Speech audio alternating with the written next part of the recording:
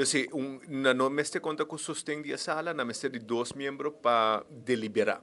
Dus anche dengnos dendecos tem de amenda, que por exemplo, de Andin Becker, de Rudy Lampe, de Ricardo Cruz, de Daphne Lejoy, que tá firma só tem. Ao contrário na reunião outra semana passada, nós estamos voltando ao regulamento van order, segundo artículo 47, inciso 2. Dois membros meste do nosso sustento. Não que nós meste sostenem a amenda, para nos deliberar e não vai na votação.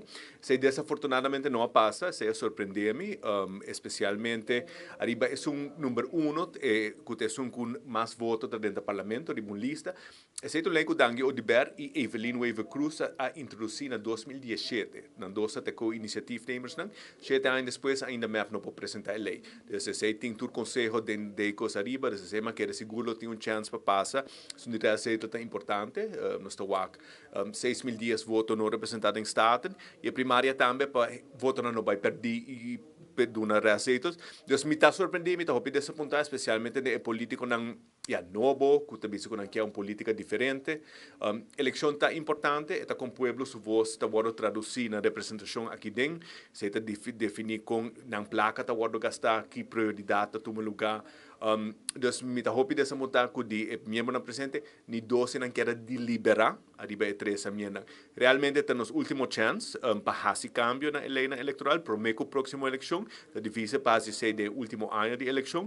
Então, a mim é lamentável, ela surpreende-me tique, mas o parlamento está para ser business as usual. Não cambia nada, e me não está compreendendo, mas assim está, Marco. A espera de conta que o sustento de fração raiz, mas uma mira um rato apunta aí, senhora Raymond, a ele hopi duidelijk, quer mais tempo. Sim, quer mais tempo, não, mas tem conceito de lei para modernizar ou cambiar o sistema de receitas, não usa diferente sistema, como overschot. Minha emenda e nosso conceito de lei, que o bem também, usa o sistema de Monero, Saba e Stacia. Al final, a conta de receita, nossa cópia é a lei eleitoral de Holanda. Na Holanda, só unicamente 1% de assento da Tweede Kamer, da receita. Na Aruba, atualmente, é 23,8% e na Corsão, 44,9%. Então, é uma destruição grande. Thank you.